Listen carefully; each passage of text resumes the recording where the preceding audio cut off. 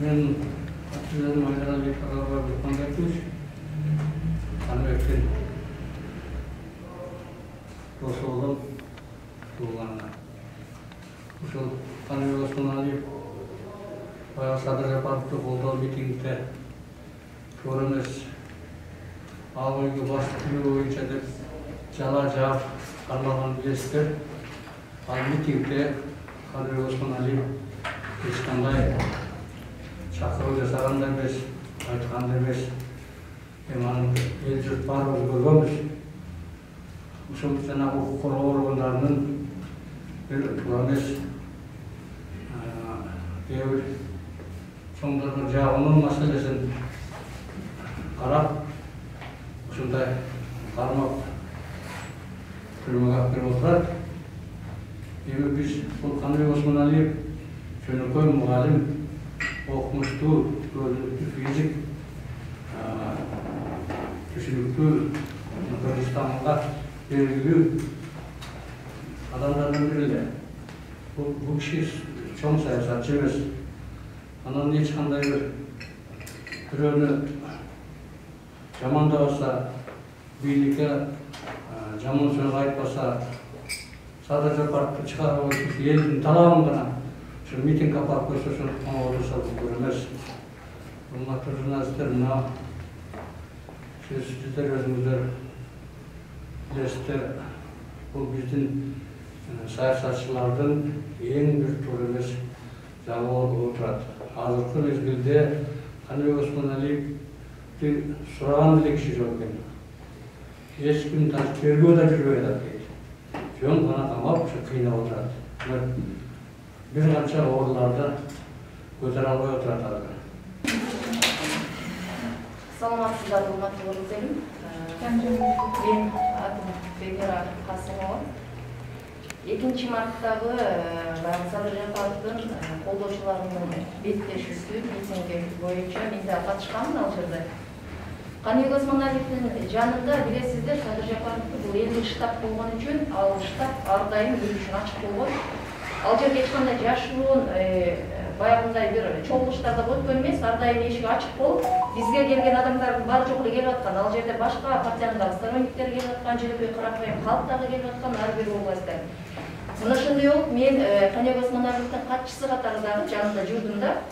Бул 2 мартта өзүңүздөр билгендей 2 ай башта айтылган мындай логикага да жатпайт да. Эгерде чындыгында бийликти басып алам деген адам болгон болсо, ал 2 ай мурун айтып, даярданып, андай ишке бармак эмес. Аны күч органдары жана бийлик аны аябай жакшы билишет. Тем более Каныбек Осмоналиев 70ке жашы жетип калган биздин Кыргыздын чыган профессору болгондон кийин, мен ойлойм, азыркы бийлик Кыргыз элинин мындай профессор кишиси өзү карчылап, ден соолугун каратып, өзү ден соолугу эмес, ар бир ишине көзөмөлдөп, азыркы биздин урпактар үчүн билимин алып, биздин кичинекей урпактарга бергенге ушундай бир аракет иштерин жасаш керек болчу. Бирок мындай бир пайдагерчилик, билим бири басымтуу менен ушул ишке барып атканы ачык эле айкын. Себеби Каныбек Осмоналиев менен мен бир нече жолу сүйлөшүп, бетине оңдой отуруп сүйлөшкөндү айтып атпайбы. Мен 70ке жашым жакындап калды деди. Эми көп эле нерсени көрдүм, бийликти да көрдүм деди, бийликтин дагы мага азыр кызык эмес. Ушундай эл колдоп аткан, 6 миллион эл колдоп аткан Жапаровдай, ушундай чыган уулдарыбызга мен ак сөзүмдү, оң сөзүмдү айтпасам, анда менин аксакалдык тазымды аткарбай кеттим деген мойнумдагы нерсе калат деп мага айтканда ушул сөздү. Бул ушул боюнча гана баягы 10 миң адам чыкпады ал жердечи. Күч органдары 500-800 айтып атат, бирок чындыгында 10 миңге жакын адам чыккан ал жерге. Ошончо адамдын башын мен эми как модератор алып баруучу катары гана алып барганда, ал жерде эч кандай бийликти басып алуу жөнүндө, башка жөнүндө сөз болгон эмес. Азыркыга чейин сот отурумдарына мен барып катышып атам. Каныбек Осмоналиев менен бир аз пикир алышканга дагы кичине убакыт болуп атат. Ден соолугу аябай начар. Сахары аябай постоянно багандай калыштетип турат, ден соолугу, жүрөгү ооруп атат, дары-дармектерин алып барып берип атышат. Мен ойлойм, азыркы учурда эгерде бул кишини ден соолугуна доо кетирип, эми ачыгын эле айтканда 70ке жакындап калды, эгерде бул кишинин өмүрү өтүп кете турган болсо, анда кыргыз бийлигиндеги болгон эң чоң трагедия деп эсептейт. Ошол себептен урматтуу Сооронбай Шарипович, азыркы бийлик өкүлдөрү, сиздердин шалаакылыгыңыздар кечеги болуп аткан мына Москвадагы өткөн парадта дагы билинди, сиздердин президентке кылган мамилеңиздер. Бул да шалаакылык, азыркы Каныбек Осмоналиевге жасап аткандагы мамилеңиздер шалаакылык деп эсептейм. Ошондуктан тезинен азыркы мына врачтар айтып аткан күчтүү врачтарды чакырып, адамдык жана инсандык өзүңүздөрдүн небеңиздерди колдонуп консилиум жасап атат, денсаулыгын жакшылап карап бериңиздерди суранам. Азыркы учурда мына COVID-19 болгонуна байланыштуу чет өлкөгө эч кандай адамдар чыкпай жатат. Чек арадан чыгууга мүмкүн эмес. Бул кишини үй камагына чыгарса дагы болот болчу. Тем более 2-марттан кийин болуп атат. Бул нерсенин бар жогу. Логикага туура келбейт бул адамды үй камагына чыгарбай коюштун өзү. Үй камагында жатса дагы мындай оорукчан адамдын денсаулыгу багындай 5 мал тамагы менен өзүнүн таза абага чыгуусу менен каралыш керек болчу да. Биз ошону суранабыз. Ошол жерде безилдеп байкуш айтып атты, жакшы элечи, коюлган кайталы тарайлы бийликке карата бир жаман сөз сүйлөгөнүн биз укпадык. Ал жерде жаман сөз болгон жок. Эми ушунча жашка келип кайгылмаа жашынан өтүп калган киши бийликке давай төңкөрүш кылабыз, ак үйдү басып алабыз, Сооронбайды бүгүн жоготобуз деген сөз болгон болсо анда билбейм. Эми азыркы бийликтин камчысын чапкан биздин орган адамдарына таң каласың. Биз да иштебейбиз кезинде. Мына генерал Абдрахмановдун колунда иштедик, полковник Мамбетакуловдун колунда иштедик, начальник УД болуп турганда Голоморозовкада иштедим мен. Анан ушуларды көрүп туруп таң каласың да, бүт бардыгы эл ошол жерде жаздырып дегендей карап, бүт тегерет деп жүрүштү да ошол жердечи. Анан Каныбек Осмоналиев эгерде ушинтип антер деген болсо, айып болсо да көрөт. Андай деп вообще сөз болгон жок. Тарайлы деди балдар. Эми Каныбек жалгыз киши экен. Аны уккан адам болгон жок. Себеби үчүнчү күчтөр жанагы үчүнчү эме жанагы. Алар деген жок, биз аны укпайбыз, биз басып алабыз, биз бара койчу кишибиз деп ынтылгандар көп болду. Аны биз булабыз менен угуп, көзүбүз менен көрүп ошол жерде турдук. Акыры эч колунан келбегенде акыры айтты, балдар деди, болбойт деп. Апасы да безилдеп атты. Анан эми жаздырып, билип, угуп, бүт барын билип тургандан кийин анан Каныбек деген айыпка жыгып барып камап коюштун өзү туура эмес деп ойлойм.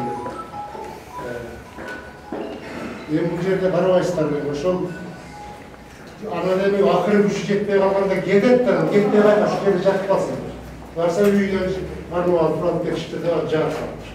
Аны угуп атабыз Кыргызстан жараны катары. Арыбаңыздар, урматтуу Ассалык маалыматтарды журналисттер, бүгүнкү күндөгү дүйнө жүзүндө болуп аткан көйгөйлүү маселени аябай жакшы билесиңер. Пандемия деп ар түрдүү мамлекетте, ар түрдүү формасында болуп аткан чоң маселе болуп атат. Мен өзүм Ажы Мамат Тыныбек, медицина илимдеринин кандидатымын. Кесибим боюнча кардиолог, бөлүмдөр бою медицина боюнча сабак берип, жалпы ички органдардын мындайча айтканда терең түшүнүктөрү бар кишимин да. Инсульт кардиологияда 12 жыл реанимацияда иштегенмин, заведующиймин, ошол жерде жактаган Каныбекти мен аябай жакшы билем. Канча чогуу жүрүп, ал министр болгон учурда да, депутат болгон учурда да, башка кызматтарда жүргөндө дагы бир жолу да уккан эмесмин. Бийликтин адресинде туура эмес бир киши, бир өкүлү турмак, жалпы бийликке дагы өзүнүн ушундай тескери оюн айткан эмес. Азыркы болуп аткан окуяда ал модератор, мындайча айтканда өзүңөр жакшы билесиңер, тамада эми бир ресторанда той берип, андан ал жерде направление болсо, тамадан алып барып туруп, күнөөлөгөндөй иш болуп атат. Эч кандай чакырып жасай турган ой турмак, мында вообще эмеси жок. Билим жана турмуш деген алып барып көпчүлүгүңүздөр сиздер деле көрсөңүздөр керек биринчи Кыргызстандын биринчи каналынан. Ошо илимге тиешеси бар белгилүү кишилер унутулуп келатат. Наукага, билимге болгон көңүл бөлүнбөй калган. Дүйнөлүккө белгилүү илимпоздордун ошолордун иштерин ачыкка чыгарып, ошолорду элге жеткизип, ошолорго кандайдыр бир жаштарды илимге кызыктырып, илимди өнүгүү болбойт, анда бир башка бирөөлөр нарса ошону карап отура беребиз. Эми бул чоң мамлекеттердин орусу боюнча ошо модератор болгонго чейин дайым ошол биздин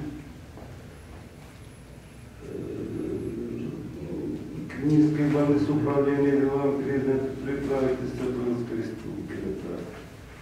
Ошол жерден барып дайым текшерип, дайым наблюдениеде жүргөн. 4-5 орусу бар. Ошол орундардын бардыгын өзүңөр билесиңер, бир эле врач көрүп, андай кыянат чыгарганда болбойт. Себеби дегенде ар түрдүү орун. Жок дегенде 5-6 врач көрүш керек.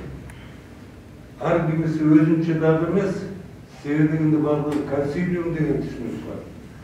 Бир мезгилде 5-6 врач көрүп, андан өздөрү чогулуп отуруп, эл соңунда зыян келбей турган консилиумдун решениясын чыгарып бериш керек. Бул жерде сөзсүз түрдө кардиолог болуш керек, жүрөгү ооруйт экен. Бардыгы жазылып турат. Кардиохирург керек. Себеби дегенде стенокардия напряжение, силер өзүңөрдү билесиңер. О адамда жүрөгү дарманбай калып турат. Стентирование коюп, коронарография деп коет, ошону текшерип, состояниясы кандай. Постинфарктный кардиосклероз, то есть инфаркт менен эстеткен, мурун эле. Гипертоническая болезнь 3-чү стадиясында. Очень высокого риска осложнения. В любой момент гипертонический криз, инсульт болушу мүмкүн, автомный инфаркт болушу мүмкүн. А СМБ'нын терапевти болсо, анысын экиге түшүрүп коет. Жалгыз өзү көрөт терапевт. Бардык нерсени билгенге болбойт. Мен ушул СМБ'нын терапевтине айтат элем, эми сен иштеген ишиңе жараша терең билим мүмкүн кереги жоктур. А бирок Гиппократтын алдында жазылган. Врач билбеген жерин сураш керек. Билгенин жашырбай айтып бериш керек.